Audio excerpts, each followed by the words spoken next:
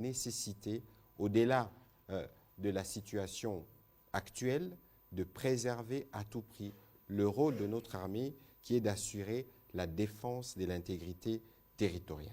En tout cas, il faut que cela soit dit. On va prendre la question de... J'ajoute la réunion des chefs d'État de Bujumbura. Il y avait notre chef d'état-major général. Vérifiez. De toute façon, je pense que j'ai prévu... je n'ai pas l'impression que beaucoup d'entre vous ont lu les communiqués de la réunion des chefs d'état-major général. On s'assurera de le mettre à votre disposition parce que si nous voulons bien comprendre la dynamique actuelle, il faut relire un peu à partir du mois d'avril ce qui avait été convenu à Nairobi après notre adhésion à la Eastern African Community, ce qui a été convenu à Luanda comme processus. Et hier, c'était la fusion de ces deux processus, évidemment, avec une extension aux Nations Unies et à toutes les institutions. En réalité, les communiqués qui ont été signés hier au nom de ces deux régions regroupent et engagent beaucoup des chefs d'État. Alors, on va prendre la question d'Alex Kataï.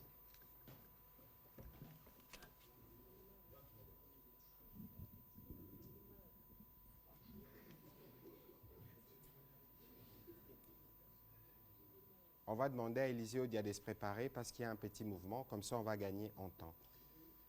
Ma question, c'est au vice-premier ministre. Monsieur le vice-premier ministre, vous avez parlé de tous les groupes armés, mais le Rwanda, vous avez parlé de tous les groupes armés, hein, mais le Rwanda s'appuie ou s'accroche au fait que les FDLR sont encore au Congo. Qu'est-ce qui va arriver aux FDLR? Qu'est-ce qu'ils vont devenir? Parce que vous avez dit que les autres groupes armés doivent déposer les armes et être démobilisés et puis réinsérés dans la vie sociale. Et les FDLR, qu'est-ce qu'ils vont devenir? Est-ce qu'ils vont rester en RDC, les armées restent en RDC, ou ils vont être envoyés au Rwanda et avoir un dialogue avec le Rwanda? Ça, c'est la première question. La deuxième question, c'est... La dernière, j'espère. Oui, la dernière, bien sûr, la dernière. C'est en rapport avec les chefs d'État qui devraient donner des ordres s'il faut attaquer ou pas les FDLR. Parce que vous avez dit que s'ils refusent, les chefs d'État donneraient l'ordre en ce moment-là d'attaquer. Ça sera encore un mini-sommet qu'il faudra convoquer. Est-ce que vous n'avez pas peur que le Rwanda serait... Clair. Ouais.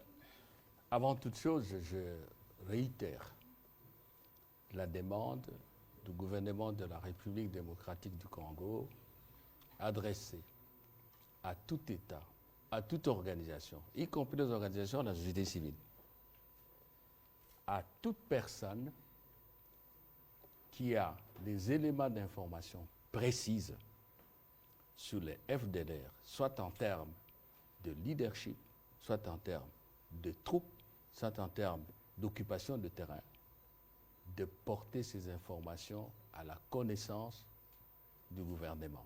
Nous allons agir immédiatement.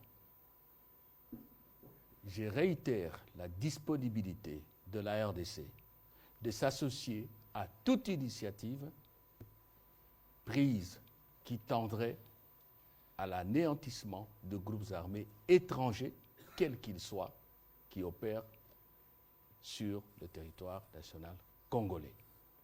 C'est officiel. FDLR, allez, vous avez le communiqué, la page 5.h. Vous l'avez là dans votre appareil? On va lire ensemble. D'abord, commençons par le point G.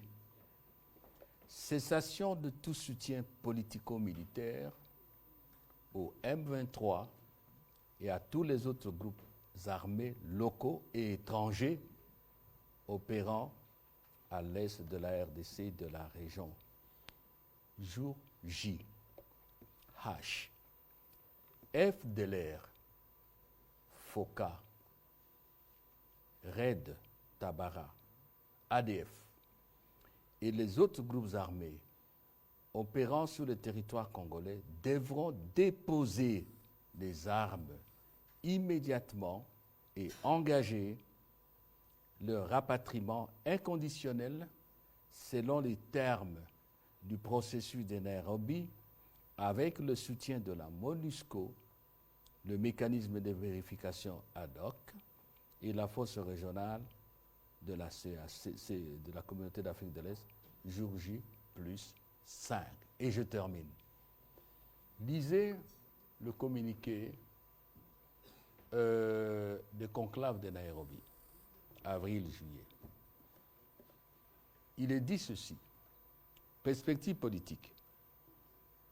Dialogue politique, quelle qu'en soit la forme, entre le chef d'État et leurs groupes armés en vue de leur faire une offre de paix. Si il y a un groupe qui refuse, qui ne prend pas la main, tous ces groupes qui ne prendront pas la main seront considérés comme des forces négatives qui seront combattues par la force régionale. Donc, on oublie ça. La force régionale n'est pas que pour les M23.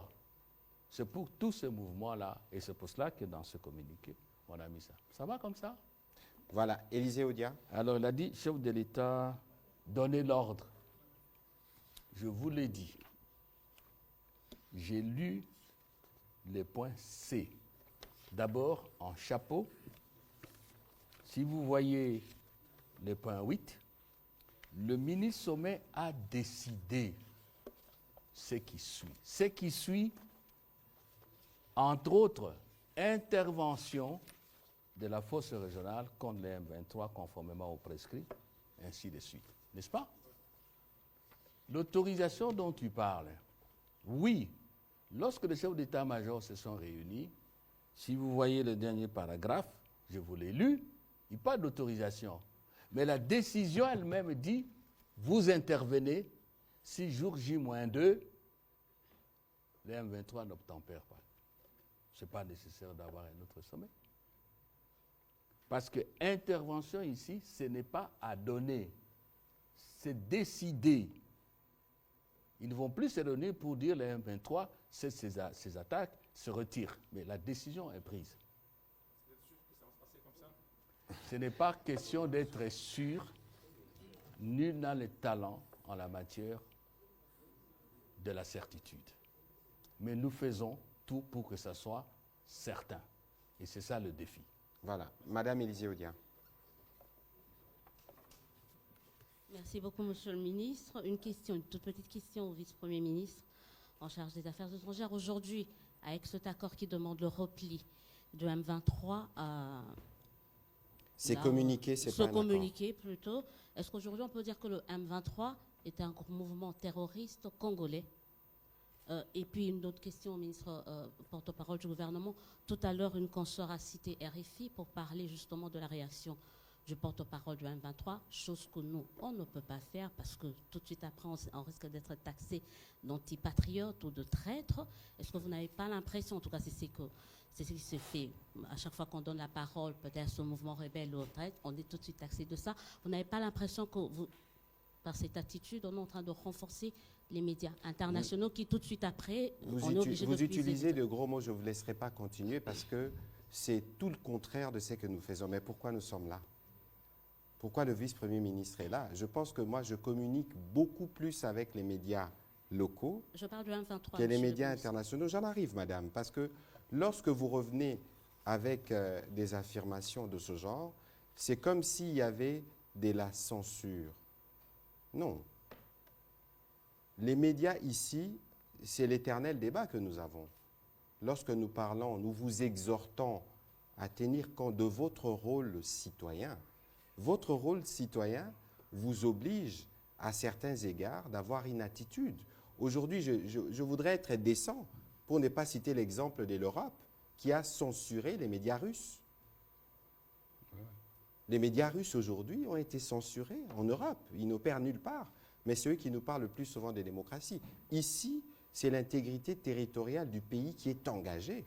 Donc, nous avons, nous, le droit de nous dire, encore que nous n'y sommes pas, je ne pense pas, parce qu'ici, tous les journalistes ont accès au briefing, parce que nous voulons qu'il soit ouvert, il y a une option de ce genre pour brimer les médias, intimider les médias. On fait appel à la responsabilité pour que les informations que vous donnez soient des informations, d'abord qui sont vérifiées, soit des fausses informations qui ne relayent pas ou qui ne fassent pas la propagande ennemie. Il y a toujours moyen, lorsque vous êtes responsable dans votre domaine, de faire le traitement. C'est ce qu'on appelle traitement avant la diffusion. Et donc, je voudrais profiter de cette occasion pour vous rappeler encore que nous, dans le cadre du travail qui est le nôtre, la redevabilité, la transparence, elle est de mise. Et les journalistes, vous êtes en droit de poser vos questions, mais vous êtes aussi en droit de vous interroger sur votre responsabilité citoyenne lorsque vous voulez diffuser une telle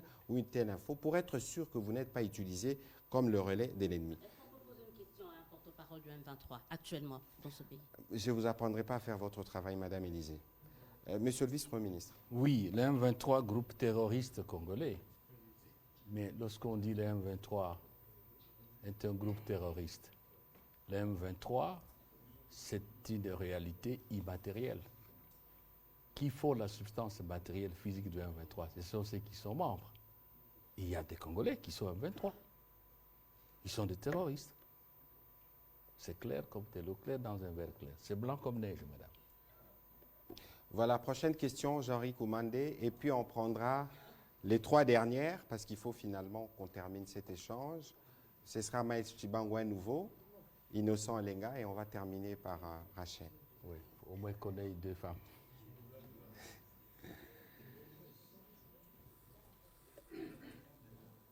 Merci beaucoup, Monsieur le ministre. Je voudrais savoir si, au sommet, les ministres rwandais des Affaires étrangères étaient présents. Et les documents, parce que j'ai vu les communiqués finaux, il n'y a pas de signatures. Bon, c'est les documents qu'on a reçus. Est-ce que les ministres rwandais ont signé aussi ces documents-là? Vous avez reçu sûrement le mauvais communiqué dont on parlait tout à l'heure. Oui, peut-être c'est ça. Les communiqués authentiques est là, il y a la signature du ministre des Affaires étrangères du Rwanda. Ah, voilà, merci. Bon, maintenant, la deux.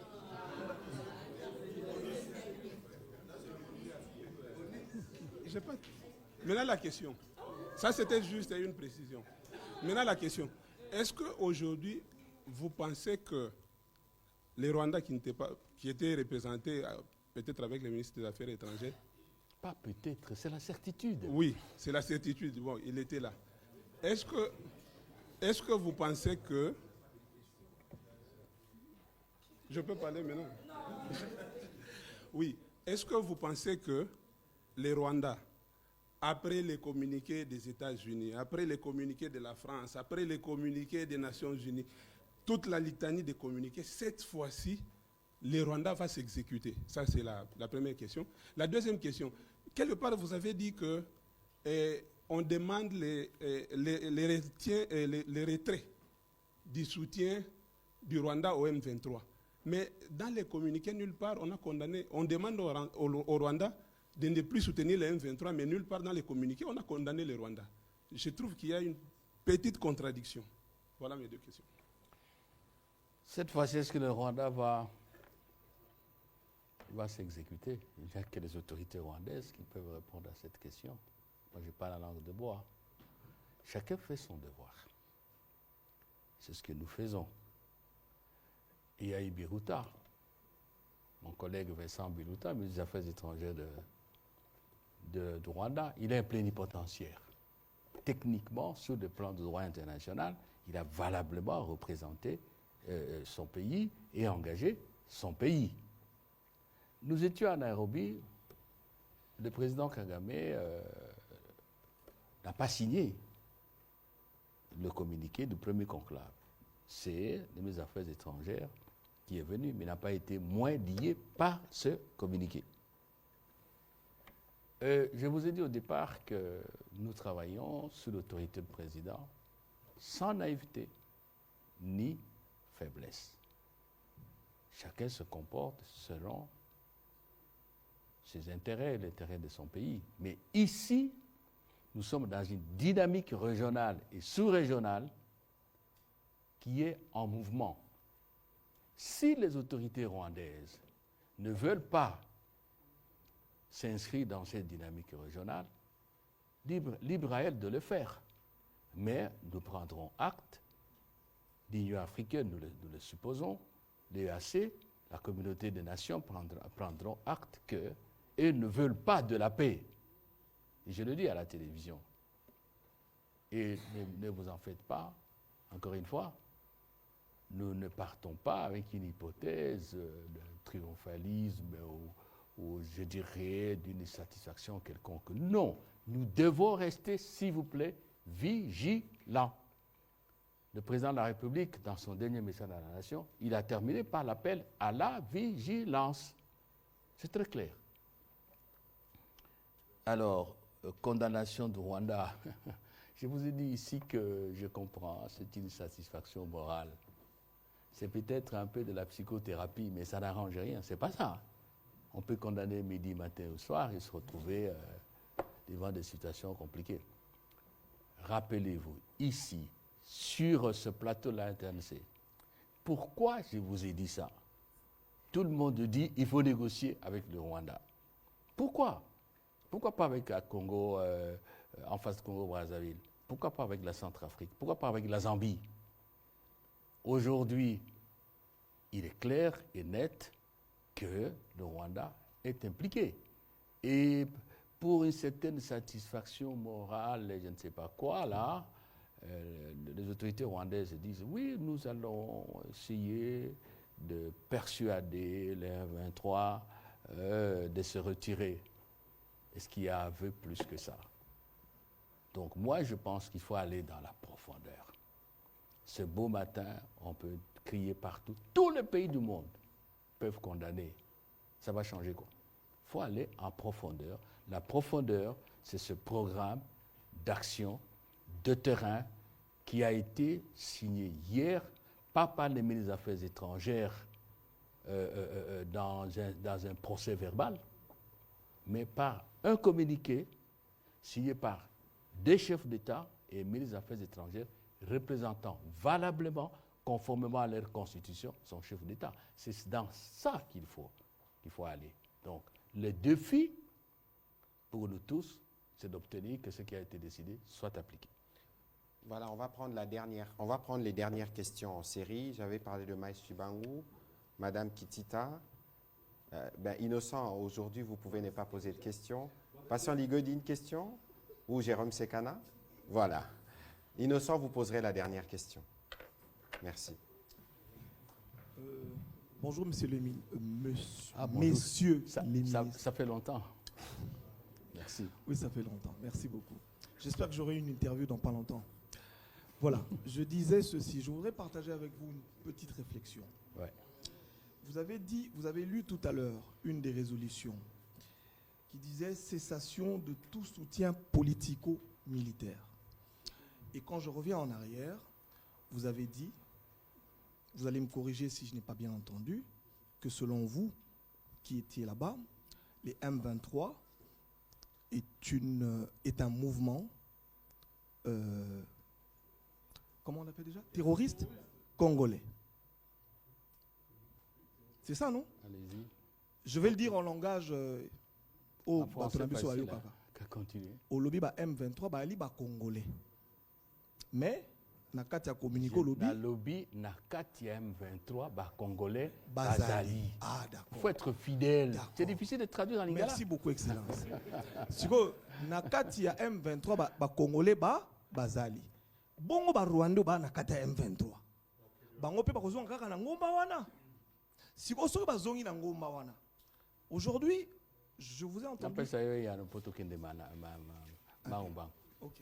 Soki na kati ya bitumba M23.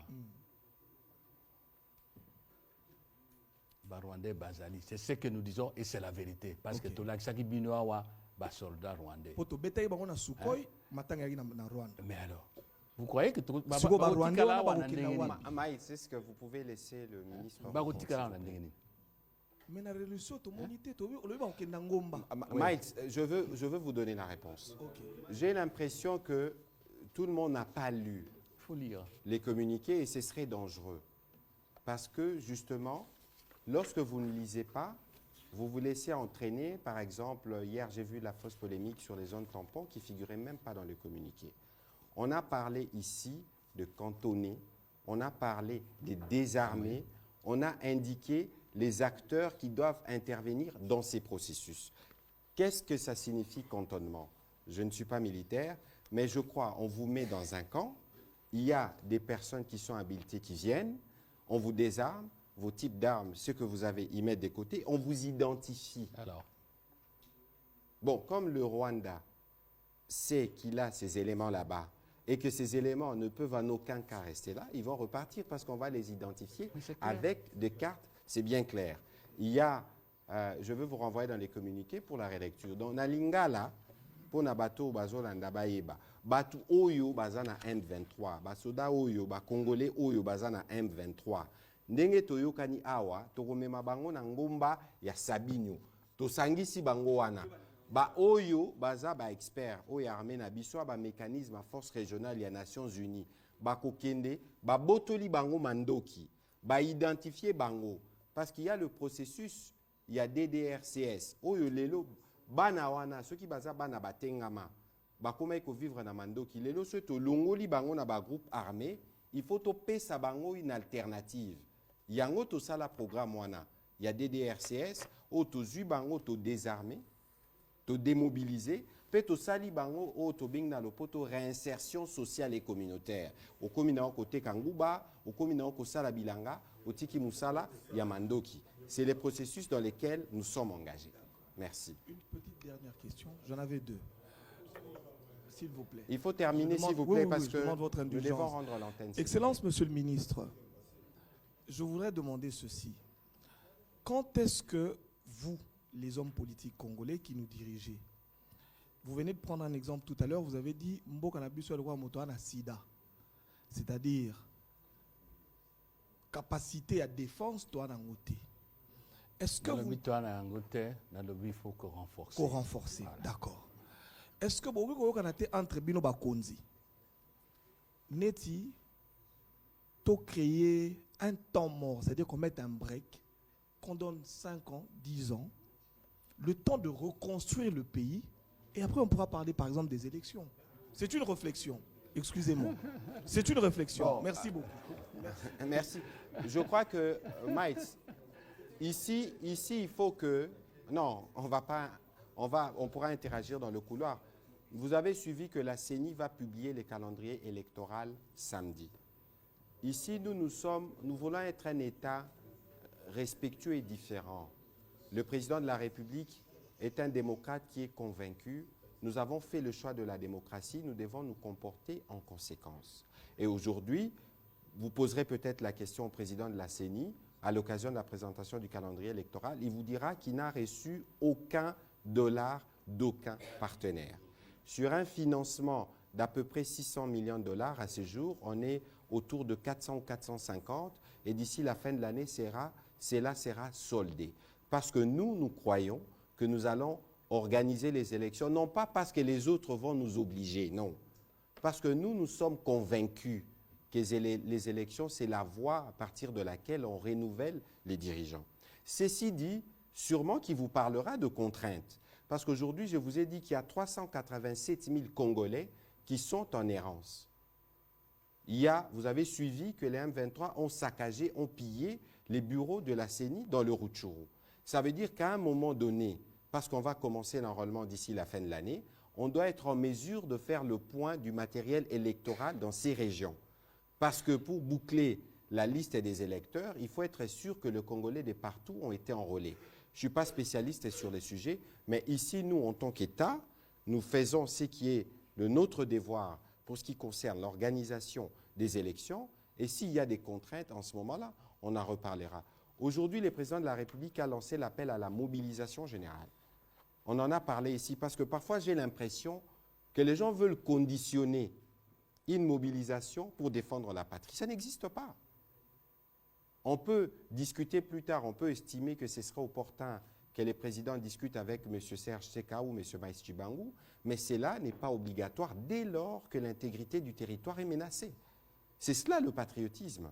C'est aussi cela la vigilance qui doit être de nôtre. Et c'est plutôt, je suis plutôt content de voir qu'il y a une mobilisation soutenue depuis l'appel du président de la République. On n'a pas eu le temps d'en parler, mais il y a plus de 5000 jeunes aujourd'hui qui sont enrôlés, qui se sont enrôlés dans l'armée. Il y en a qui viennent de Bunia, des jeunes dames qui sont engagées pour la patrie. Ça signifie qu'aujourd'hui, nous tous, nous avons la même compréhension du sujet. Et s'il y a des actions qui doivent être faites dans l'avenir, nous communiquerons. Par exemple, on va faire un téléthon spécial le 5 décembre prochain avec le ministre de la Solidarité. On aura l'occasion de l'amener ici pour vous présenter la situation humanitaire de manière générale. Il faut des lots pour nos compatriotes, il faut des abris. Nous ferons ce que nous pouvons faire. Nous ferons aussi appel à des personnes de bonne volonté qui pourront le faire, évidemment, une forme de mobilisation internationale. Et donc, cela doit être bien clair et compris de tout le monde. Donc, Madame, oui, allez-y. Permettez un peu là, hein, parce qu'en fait, vous voulez dire que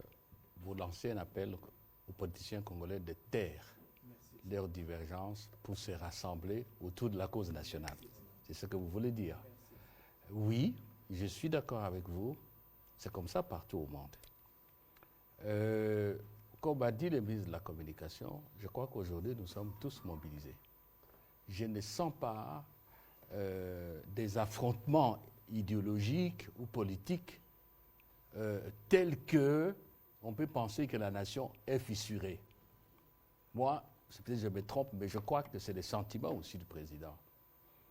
Je voudrais ajouter aussi que le président appartient à une famille politique, à un parti qui s'appelle Union pour la démocratie et le progrès social. Et dès l'accession à la magistrature suprême, il a déclaré, je crois dans les médias, que sous son règne, il n'y aura pas de prisonniers politiques, c'est-à-dire il n'y aura pas d'hommes politiques qui sont arrêtés et jetés en prison.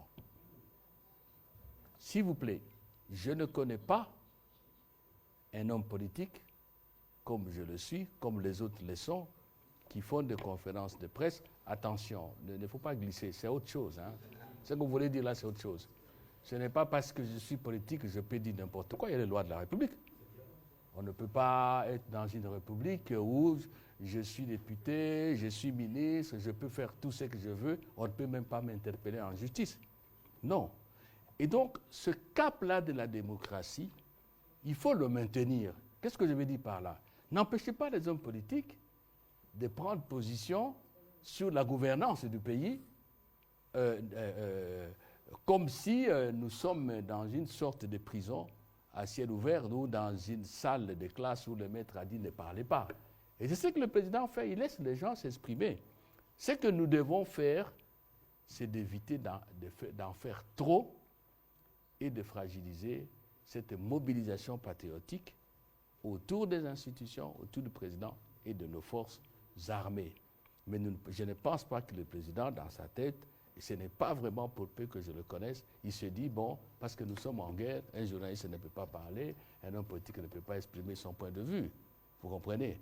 Et enfin, je souhaite et j'espère que cet appel-là, qui vient consolider l'appel du chef de l'État à la mobilisation, à l'unité nationale, que vous lancez du haut de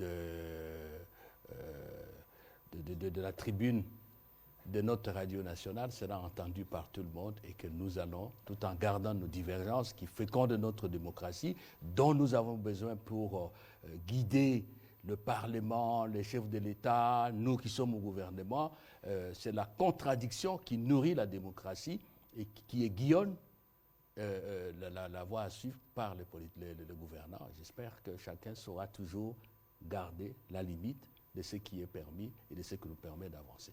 Voilà. Alors, on prend les dernières questions en série. Innocent Lenga, John Gomba.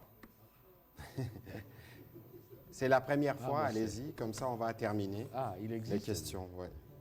Madame Rachel, allez-y, on va enregistrer et puis nous vous répondrons au fur et à mesure. Parce que nous devons terminer dans 5 minutes. Merci beaucoup, Monsieur le Ministre. Mes deux petites questions s'adressent au vice-premier ministre, ministre en charge des Affaires étrangères. Premièrement, dans ce communiqué de Luanda, pourquoi il n'y a pas d'action contraignante envers ou à l'endroit des pays qui soutiennent le M23? Parce que pour nous, la République démocratique du Congo, c'est le Rwanda qui appuie le M23. Pourquoi dans ce communiqué, il n'y a pas de contraintes pour dire il y aura telle action si le M23 ne se retire pas? Parce que si c'était fait comme ça, je pense que le Rwanda pourrait prendre la mesure de ce qui l'attendra demain si le M23 ne se retire pas. Et en deuxième lieu, est-ce que vous ne craignez pas qu'à la fin, que la République démocratique du Congo se retrouve le seul pays à dire ouvertement que le M23 est soutenu par le Rwanda. Je ne le souhaite pas puisque je suis foncièrement patriote. Mais si au bout, le M23 ne se retire pas, est-ce que la RDC ne risque pas de se retrouver seule à crier haut et fort que le M23 est soutenu par le Rwanda? Vraiment, ce communiqué, quand on le lit, on se rend compte que le Rwanda est un tout petit peu épargné, monsieur le ministre. Je ne suis pas diplomate, il donnera des réponses diplomatiques sûrement, mais vous avez suivi le gouvernement américain qui s'est prononcé clairement. C'est à peine si les Français ne les disent pas, c'est peut-être parce qu'ils sont dans une position de médiation et dans une position... J'en arrive, Madame Kitita. Peut-être parce que si vous êtes dans un rôle de médiation, vous n'êtes pas tenu de prendre des positions qui peuvent empêcher d'atteindre l'objectif final. Il y a une résolution du Parlement européen qui est sortie ce soir. Si vous le lisez, il est clairement mentionné le Rwanda. Ce que vous n'observez peut-être pas encore, c'est que le Rwanda est en train de s'isoler diplomatiquement. Vous avez suivi cette semaine, il y a eu un communiqué des envoyés spéciaux des États-Unis, de la France, de la Grande-Bretagne, de la Belgique. À peine on ne cite pas le Rwanda, mais chaque fois qu'on parle du M23, on sait qu'on parle du Rwanda. Je vous donne l'exemple d'Antonio Guterres, secrétaire général des Nations Unies, qui dit que c'est une armée qui opère, qui a des armes sophistiquées dont on reparle dans le communiqué, mais qui ne cite pas le Rwanda parce qu'il est dans une position diplomatique. Bientôt, on va publier les rapports des experts. Nous-mêmes, nous faisons un travail avec le vice-premier ministre. Nous allons publier. Le problème, c'est que lorsque vous ne dénoncez pas les mal, vous pouvez paraître complice. Je pense que les gouvernements occidentaux, au fur et à mesure que les preuves vont s'accumuler, au fur et à mesure que cette situation humanitaire catastrophique va continuer, seront bien obligés de nommer les mal parce que personne ne voudrait, contrairement à ce que les gens peuvent penser, se mettre à dos le Congo. Et donc aujourd'hui, vous ne pouvez pas imaginer la catastrophe. Nous étions avec le Premier ministre à Djerba. Lorsqu'il n'a pas participé à la photo, vous n'avez aucune idée du ballet diplomatique qu'il y a eu autour de lui. Parce qu'aujourd'hui, si la République démocratique du Congo décide de quitter la francophonie, c'est un cataclysme. Et donc, vous voyez qu'il faut peut-être, et c'est cela le travail du VPM Lutundula, la diplomatie a ses règles qui prennent du temps, mais nous pensons que sous la direction du président, nous sommes sur la bonne voie et il ne faut pas oublier que la crise que nous voulons résoudre est une crise qui dure depuis 28 ans, depuis après les génocides rwandais. Et donc, les racines sont profondes, il faut arriver à trouver des solutions profondes qui nous permettent, une fois pour toutes, de mettre fin à cette situation. Monsieur le vice-premier ministre, désolé, oui, je vous laisse répondre diplomatiquement. La condamnation, techniquement, le ministre Sommer n'a pas de compétences pareilles. Je crois que là, c'était discutable. Il revient à chaque État, dans l'exercice de sa souveraineté, de se positionner par rapport au comportement de tel ou tel autre État. C'est ça le respect de la souveraineté de chaque pays. Évidemment, il y a des organisations qui ont des systèmes et des barèmes de sanctions, mais ce qui s'est passé hier à Luanda ne procède pas de ce type de prérogatives. Vous avez dit si le RDC va se retrouver seul, je crois que le ministre de la Communication vous a donné une réponse en quelques lignes. Non. C'est une hypothèse de réflexion que je n'exclus pas a priori, mais je n'ai aucun élément aujourd'hui qui puisse me convaincre ou me faire penser à un isolement diplomatique. Félix Antoine Tshisekedi a rompu l'isolement diplomatique dans lequel nous nous sommes retrouvés avant son arrivée au pouvoir. Aujourd'hui, les paramètres d'isolement diplomatique ont sauté et nous ne sommes pas dans ce panneau-là. Bien au contraire, j'ai le sentiment, je ne peux peut-être pas dire parce que je suis dans l'action, que quelque part l'isolement diplomatique côtoie voisin, mais pas dans notre parcelle. Parcelle na biso bato ba isolement diplomatique égalité. Nous avons avancé. Nous avons avancé. Ce n'est pas facile d'obtenir des déclarations que nous entendons aujourd'hui de la part de certains pays membres du Conseil de sécurité, pour ne pas citer les États-Unis, de la part de certaines organisations. Il vous a parlé de la résolution du Parlement européen. La résolution est là, mais il est très long. Moi, j'ai travaillé là-bas pendant 20 ans. Je sais que quand vous avez une telle résolution, ça vient de loin et ce n'est pas facile. Donc, maintenons le cap. N'ayez aucun sentiment de peur, de désespoir. La révolte contre, si vous voulez, le comportement de certains, elle est fondée. Je vais vous faire une révélation. Hier, le président de la République, intervenant dans le débat, il a dit quelque chose que j'ai retenu. L'Afrique n'a pas besoin d'Hitler, de Mussolini, des empereurs conquérants. L'Afrique a besoin de ceux qui font le progrès de ses peuples, de ceux qui font son unité pour qu'elle soit toujours puissante et prospère. Nous avons beaucoup de choses à faire. C'est ce que le président disait hier. J'ai noté parce que c'était fort. C'était fort. Et je crois que c'est ça l'Afrique. Nous n'avons pas besoin de perturbateurs. Nous avons besoin de ceux qui créent, si vous voulez, la puissance, la prospérité de l'Afrique. De ceux qui travaillent, les leaders qui travaillent pour que quand on rencontre un Africain désormais dans le monde, on le respecte, quelle que soit sa nationalité. Tout cela, là j'ai ajouté, le président a dit, ça ce sont des comportements dépassés, d'autres époques, d'autres siècles. Voilà. Monsieur le vice-premier ministre, un petit rappel. Voisin, je pense que c'est en français, c'est pas en lingala. Innocent Olenga. Merci beaucoup pour la parole. Il est le dernier, j'espère. Ah non, Il y avait John Gombois en bonus. Oui, ça fait longtemps. Plus de 10 ans.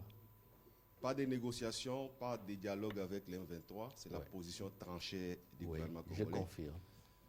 Je vous rappelle, M. le VPM, qu'il y a eu les déclarations de Nairobi, signées le 13, si je ne me trompe pas, le 13 novembre 2013 à Nairobi, entre le M23 et les gouvernements congolais, dont, entre autres, les mécanismes de suivi est chargé de faire le suivi et l'évaluation. J'estime qu'elles ne sont pas tombées caduques, ces déclarations de Nairobi. Ma question, elle est celle-ci. Vous parlez des accords de Nairobi, pas de déclarations. Non, je vous parle des déclarations en 2013. Oui, en 2013, il y avait des accords. Et je sais, quand vous faites allusion, parce qu'on en parle, les avocats du M23 parlent de revenir aux accords de 2013. Ma question d'aujourd'hui. Il faut se dire clair. Ma question d'aujourd'hui, Christophe Lutundu Lapena-Pala, quelle est votre analyse politique et diplomatique de l'absence de Paul Kagame à Luanda? Voilà. Je ne me fais aucune analyse de ça. Mais je sais que c'est un comportement qu'il adopte pour la deuxième. Il y a quelqu'un qui a posé une question ici, dans ce sens-là.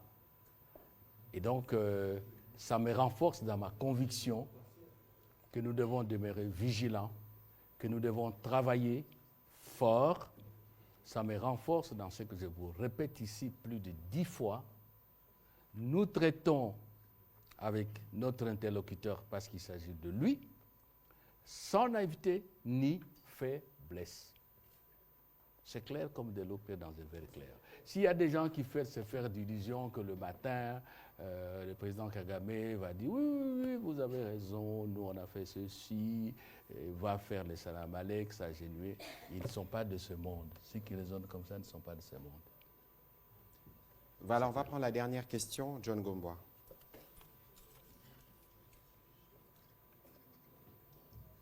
Merci, monsieur le ministre. Je suis aussi très heureux de vous retrouver, monsieur le vice-premier ministre. Alors, ma question découle de votre propos. Vous avez sans langage de bois, toucher du bois, en affirmant que le vrai problème que nous avons, c'est les problèmes de la défense nationale. Alors, à quel moment est-ce que vous, en tant que gouvernement, vous vous en êtes rendu compte? Vous allez? À quel moment, vous, en tant que gouvernement, vous vous êtes rendu compte que le vrai problème que nous avons, c'est les problèmes de la défense nationale? À quel moment? Et qu'est-ce que vous avez fait depuis? C'est simple comme bonjour, John. Comment vous pouvez me dire, vous qui êtes membre, vous êtes un bon journaliste. Les discours du président, son discours d'investiture, il faut le lire.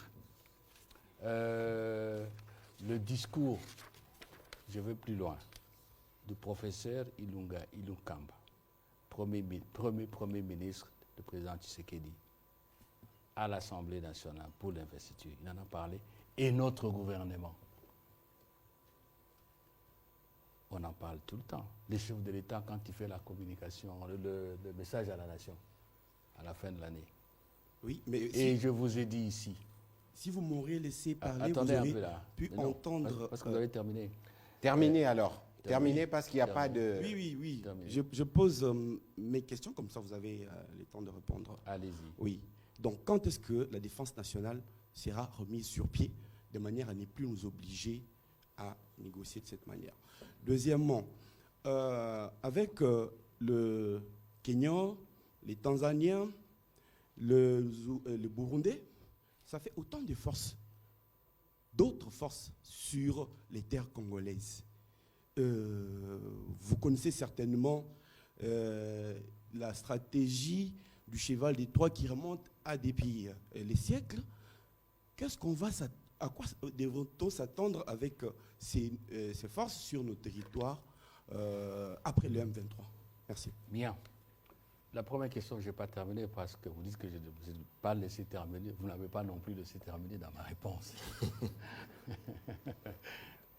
Vous vous rappellerez de décisions graves que le président a prises dans la situation de l'armée. Rappelez-vous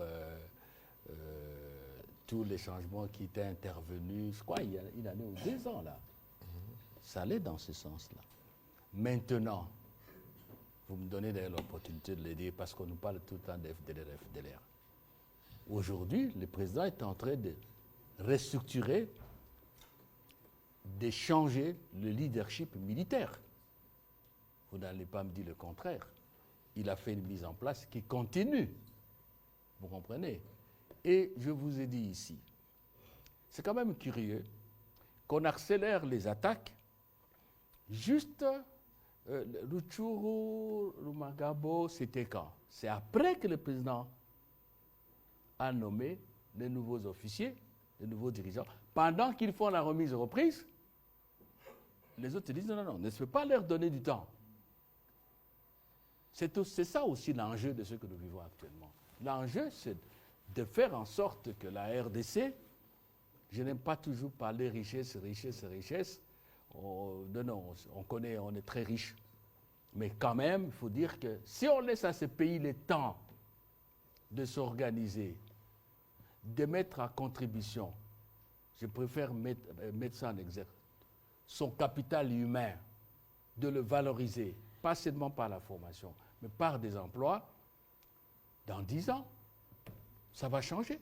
La géostratégie de la région va changer, les équilibres vont changer. C'est ça l'enjeu aussi de cette guerre, et beaucoup de Congolais comprennent ça. Donc la question de l'armée, ce n'est pas aujourd'hui qu'on l'aborde. On l'aborde parce qu'il y a une épreuve, une crise qui nous oblige d'analyser, de comprendre et de faire comprendre à nos compatriotes que nous avons un problème et qu'il va falloir à un moment ou à un autre que ce problème soit résolu. Dès qu'il est résolu, ceux qui auront toujours la vie, je souhaite avoir 100 ans, ils vont se dire oui, maintenant on ne peut pas jouer avec nous. Par contre, on sera en mission du soutien. Vous comprenez? Donc c'est cela. Alors, ce n'est pas question d'aujourd'hui. Je vous dis, c'est la première fois que nous avons une loi de programmation militaire. Peut-être ça existait, mais aujourd'hui, c'est une réalité et nous sommes là en train de chercher à financer ça. alors le Kenya, trop de troupes étrangères. Oui, l'interpellation, elle est fondée. La mise en garde, je suis d'accord avec vous, John. Il faut faire attention. On dit en français, trop de cuisiniers gâtent la sauce. Mais n'oublions pas non plus qu'en 2013, les FAIBIDA, la brigade, qui était là? La Tanzanie, le Malawi, l'Afrique du Sud, je crois que le Kenya aussi était. Bien sûr. Ce sont ces troupes africaines, parce qu'on ne souligne pas ça trop. On a l'impression que ce sont des troupes de Nations Unies de la MONUSCO qui sont venues d'ailleurs. Ce sont ces troupes des Africains qui nous ont permis de neutraliser totalement les FBI, parce que les M23, parce qu'ils sont venus en soutien au FARDC. Donc, ce qui compte, et à cela que je vais en venir, ce sont les règles du jeu. La détermination de surface d'intervention, c'est là que se jouent les choses. Et c'est pour cela que vous m'avez vu l'autre fois en train de signer, on appelle ça SOFA, les statuts de la force régionale.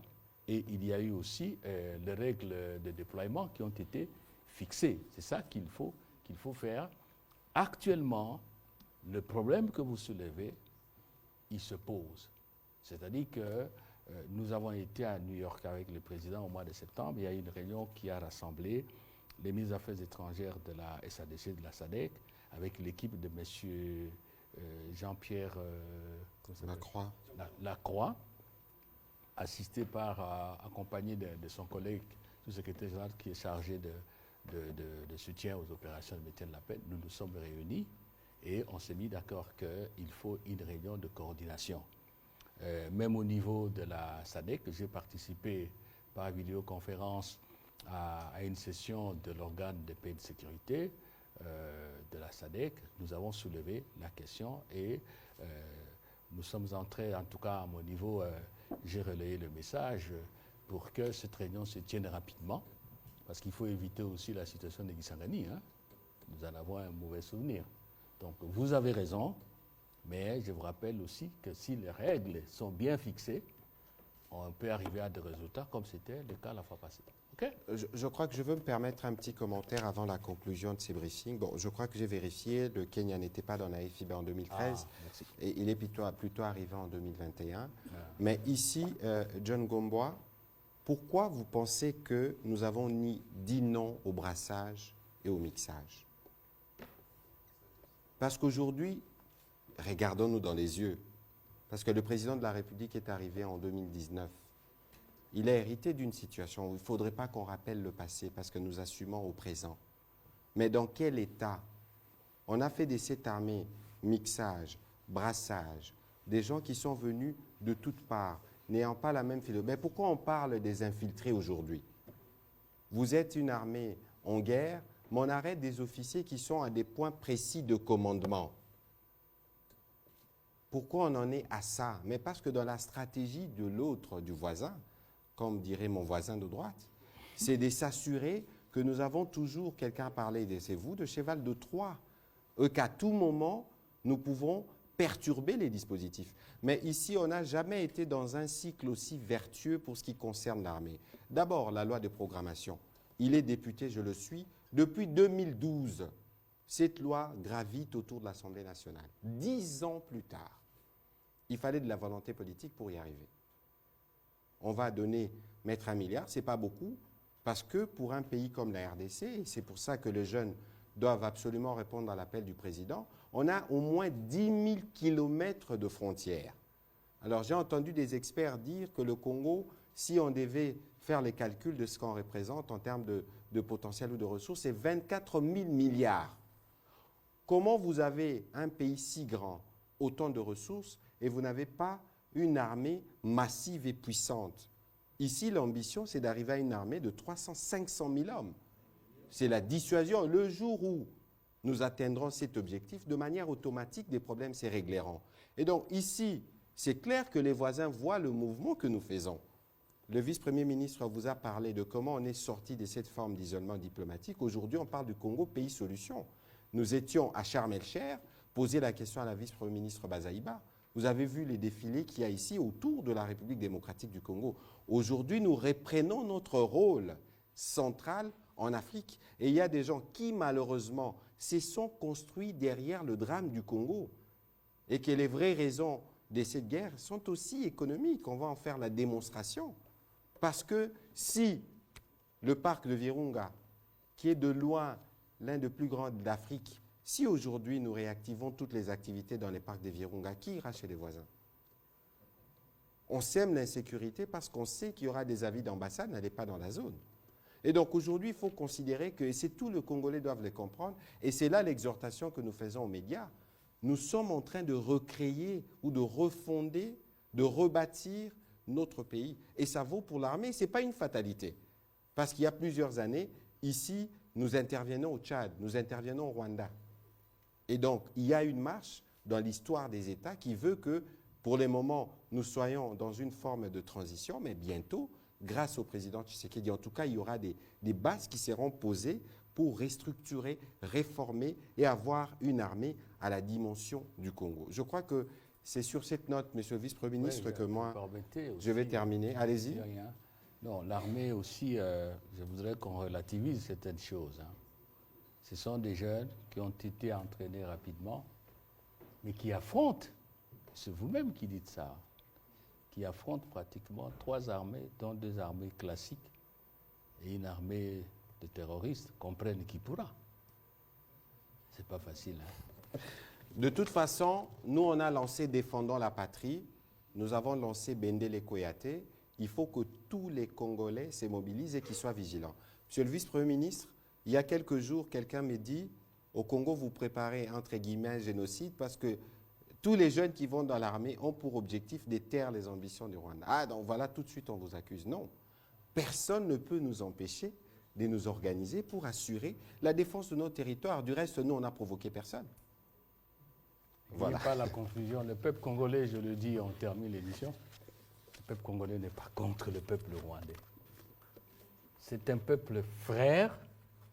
Ce que nous demandons, c'est que ceux qui dirigent ce pays frère dégagent toutes les entraves à la fraternité, au développement de nos 2 peuples.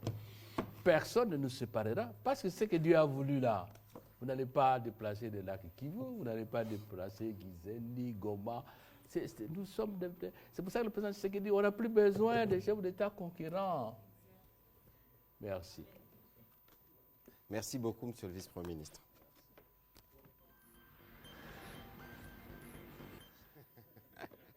On a pris plus de temps que prévu, mais ça valait la peine. Merci.